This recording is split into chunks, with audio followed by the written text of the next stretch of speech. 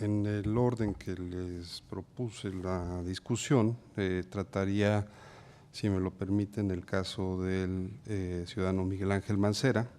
en torno a lo que tiene que ver con sus requisitos de elegibilidad y el registro para ocupar las listas de representación proporcional al Senado de la República. Primero que nada, quisiera decir públicamente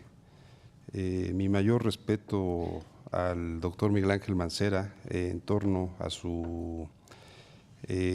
trayectoria pública y profesional, y que mi posición en torno a este asunto no tiene que ver en nada con la persona, sino se trata de los elementos jurídicos y constitucionales que tienen que ver con el caso concreto. Digo esto porque me parece que lo que aquí está en discusión tiene que ver con la interpretación del artículo 55 constitucional, que básicamente en su fracción quinta señala que para ser diputado, y en este caso vinculado con el artículo 58 de la Constitución, que exige los mismos requisitos para los senadores de la República, se señala que los gobernadores de los estados y el jefe de gobierno de la Ciudad de México no podrán ser electos en las entidades de sus respectivas jurisdicciones durante el periodo de su encargo, aun cuando se separen definitivamente de sus puestos. Me parece que es importante entender de dónde viene esa prohibición, esa restricción, y si esa restricción para el caso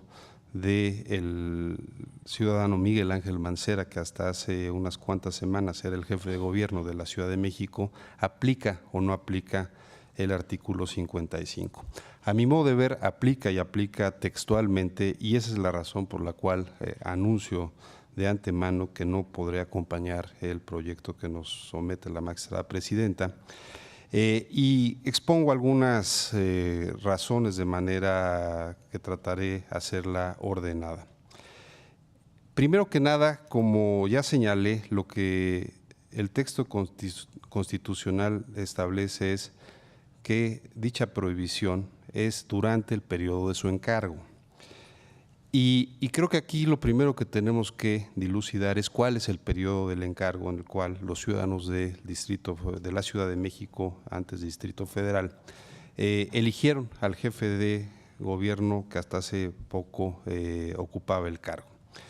Y básicamente dicho periodo constitucional abarca del 5 de diciembre de 2012 al 4 de diciembre de 2018. Es decir, al día de hoy sigue siendo parte del periodo en el cual fue electo el ciudadano Miguel Ángel Mancera. Y en esa medida, a mi forma de ver y leer el texto constitucional, la prohibición constitucional sigue vigente y no existe, inclusive habiendo esta posibilidad de establecer licencia temporal o definitiva, el cargo y el periodo sigue siendo parte de lo que mandata la Constitución. El hecho de que se haya registrado como candidato por el principio de representación proporcional por el Estado de Chiapas, a mi modo de ver, tiene otra cuestión que no necesariamente tiene que ver con la segunda parte de lo que establece el artículo 55, que es respecto a la respectiva jurisdicción, es decir, el artículo 55 se estaría refiriendo a la jurisdicción de la Ciudad de México. Sin embargo, ¿qué nos encontramos? Que en el caso de una senaduría por representación proporcional, que tiene que ver con una circunscripción nacional única, creo que la pregunta aquí es si dicha circunscripción abarca también la Ciudad de México o no la abarca. A mi modo de ver, abarca las 32 entidades de la República, incluyendo la Ciudad de México. Y pensar que es de otra manera implicaría que estaríamos nosotros básicamente poniendo palabras en el constituyente donde no las puso. Se dice y se ha señalado que cuando se establece dicho artículo 55 constitucional, perdón, cuando se establecen la figura de las diputaciones y senadurías por el principio de representación proporcional en el año 1996, dichas figuras el constituyente no contempló que aplicaría también el artículo 55 constitucional. Yo quisiera mencionar que el artículo 55 constitucional es un artículo que se ha modificado en la historia constitucional de este país en 8 ocasiones, en los términos en los que lo conocemos. La última reforma constitucional que tiene que ver con la fracción quinta que acabo de mencionar es del año de 1933 y de ahí dicha texto se ha mantenido integral, con una sola modificación recientemente en el año 2016 para ajustar el carácter de jefe de gobierno del Distrito Federal ahora a jefe de gobierno de la Ciudad de México. ¿Esto qué quiere decir? Que dicha norma constitucional lleva 85 años sin haberse tocado en los términos y creo que es fundamental este análisis. ¿Por qué? Porque lo que tenemos que apelar, y creo que es algo que este tribunal siempre ha privilegiado, es la óptica del legislador y máxime del constituyente racional. Y si el constituyente, habiendo hecho reformas en 9 ocasiones al artículo 55 constitucional, decidió no hacer la distinción entre candidatos a cargo de mayoría relativa o de representación proporcional, tanto para la Cámara de Diputados como para el Senado de la República, a mi modo de ver, la prohibición subsiste para ambas figuras. Señalo esto porque me parece que no podemos obviar también la interpretación teleológica del artículo 55 constitucional. ¿Y qué quiero decir con esto? ¿Para qué el constituyente estableció una figura de esta naturaleza, una prohibición que, como ya se decía, podría parecer pues no favorable al derecho a ser votado, pero que, insisto, por algo el constituyente la ha prevalecido en el tiempo? Y creo que existen 2 argumentos en la exposición de motivos de 1933, subyacen 2 motivos que me parecen fundamentales. Uno es el que tiene que ver con la salvaguarda para que los electores no se vean presionados para favorecer su voto a un gobernante que tiene una plataforma de poder que podría permitir ayudarle a seguir obteniendo cargos de elección popular a través de ese impulso que da el poder político. Se me dirá, bueno, pero dicho razonamiento aplicaría solo para la jurisdicción en la cual él gobernó, es decir, la Ciudad de México. Sin embargo,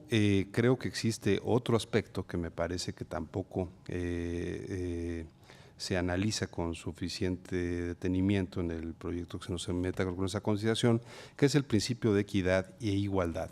Y ahí creo que el legislador no distingue, y no distingue por una razón, porque frente a un candidato, a un ciudadano que no tiene la misma plataforma de poder político, de acceso a medios y de otra naturalidad como si la tiene un gobernador o un jefe de gobierno de la Ciudad de México, me parece que es parte de la previsión que busca el legislador garantizar en torno con el principio de equidad previsto en el artículo 41 constitucional. Se dirá, bueno, ¿cuál es entonces la cuestión que pudiera llegar a una inequidad de facto y qué otras cuestiones podrían generar aquí una preocupación para que alguien acceda inmediatamente a un cargo de esta naturaleza viniendo de gobernar una entidad federativa del Estado o de la República Mexicana? Y aquí creo que existe otro elemento fundamental y que tiene que ver con la naturaleza del cargo al cual se aspira, que es el Senado de la República, y que sería el argumento funcional en torno a cuál es la finalidad de esa previsión o de esa restricción constitucional. Y tiene que ver con las características que ejerce un senador de la República. Entre otras características, no podemos perder de vista que la propia Constitución le establece el carácter al Senado de la República para erigirse en jurado de sentencia para conocer de juicios políticos sobre faltas u omisiones cometidas por servidores públicos. Es decir, frente al andamiaje que existe a nivel constitucional para lo que es el juicio político y el desafuero de funcionarios que tienen ese tipo de protección constitucional, es el Senado de la República quien tiene la capacidad de erigirse como jurado de sentencia para poder establecer si ha o no lugar a quitar dicho fuero o dicha protección constitucional. ¿Y por qué es importante este aspecto? Pues por una razón básica, porque eso está vinculado con un aspecto de imparcialidad en torno a quién puedo conocer o a quién puedo llegar a juzgar o a quién no puedo llegar a juzgar respecto de cuestiones que tengan que ver con faltas durante el ejercicio del encargo como servidor público u de otros tipos de delitos a los cuales está protegido alguien que tiene el fuero constitucional previsto en el texto del artículo respectivo de la Constitución. Señalo esto por una razón. ¿Qué sucedería en caso, y hablo absolutamente en un caso hipotético, en que se llegara a conocer de algún tipo de desvío, malversación u otro tipo de ilicitud por parte de un gobernador que accede inmediatamente al fuero? A través de convertirse en senador de la República, pues evidentemente no se le podría ejercer dicho juicio a partir de que él es uno más de los que le corresponde erigirse como jurado de sentencia. Y si tenemos eso claro, me parece que la previsión constitucional tiene toda la razón de ser y tiene todo el sentido para que quien ha ocupado un cargo de senador, de gobernador de la República o de jefe de gobierno no pueda acceder inmediatamente a ocupar dicha función en el Senado de la República, toda vez que implica una incompatibilidad con parte de las atribuciones que le corresponderá ejercer en tal cargo. Finalmente, a mí me parece que donde la Constitución no distingue, ni este tribunal, que tiene un grado de tribunal constitucional, tiene capacidad de distinguir. Y me parece que en el caso del artículo 55 constitucional, la Constitución es expresa, es literal, y no existe esa distinción en torno a la figura de candidatos a senador por principio de mayoría relativa o de representación proporcional. Y aquí creo que es un aspecto importante, porque cuando se habla de garantismo, yo he sido alguien que ha defendido el garantismo en múltiples ocasiones, pero me parece que tenemos que ser cuidadosos porque el garantismo no puede ostentarse o no puede apelarse contra la Constitución. La Constitución es la piedra fundamental del garantismo y de ahí se tienen que derivar todo tipo de protecciones constitucionales, por supuesto también acompañado de el derecho convencional y los marcos internacionales que tienen que estar en armonía con el propio texto constitucional. Pero apelar a una inconstitucionalidad de la Constitución me parece que no es dable. Creo ahí, y entrando un poco a un aspecto teórico académico, que no podemos perder de vista al uno de los máximos juristas de nuestra era, que es o del siglo pasado, que es el doctor y profesor Hans Kelsen. Y Kelsen establece una pregunta fundamental: ¿cuál es la primera misión de los jueces y tribunales constitucionales? Y da una sola respuesta: la defensa de la Constitución. La defensa de la Constitución ante cualquier otra defensa. ¿Y por qué señalo esto? Porque me parece que apelar una defensa de un caso concreto a partir de una interpretación en la cual se estima que la Constitución es inconstitucional, me parece que caemos en un vicio de petición de principio. Por último, No quisiera yo dejar de señalar algunas jurisprudencias que la Suprema Corte de Justicia ha fijado en torno al tema de los requisitos constitucionales, como es la acción de inconstitucionalidad 36-2011, en el cual se establece derecho a ser votado, los requisitos para ser registrado como candidato a un cargo de elección popular solo pueden ser los derivados directamente de los diversos de elegibilidad. ¿Dónde están en este caso los requisitos de elegibilidad de un candidato a senador de la República? Están precisamente en el texto constitucional que ya se ha hecho referencia. Acción de inconstitucionalidad 36-2011, el derecho a ser votado, requisito para el acceso a cargos públicos de elección popular previsto por la Constitución Federal, y dice los tasados, que son los definidos directamente por la Constitución y que el legislador ordinario no puede alterar para flexibilizar o endurecer. Creo, a mayor abundamiento, que si el legislador, y dicho por la Suprema Corte de Justicia, no tiene capacidad de flexibilizar, repito y subrayo, los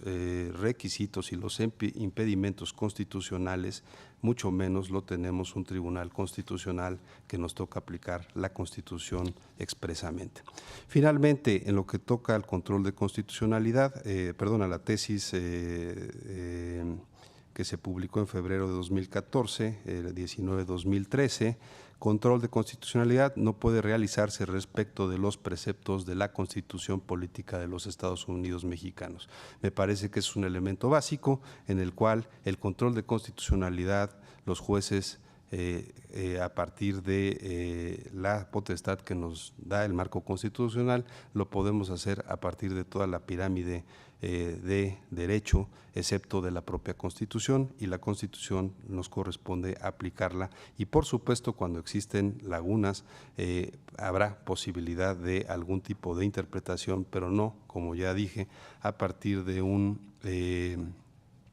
texto claro y expreso como es el artículo 55, que dice, y repito, y con esto concluyo, los gobernadores de los estados y el jefe de gobierno de la Ciudad de México no podrán ser electos en las entidades de sus respectivas jurisdicciones durante el periodo de su encargo, aun cuando se separen definitivamente de sus puestos. Esto aplica para diputados y senadores federales.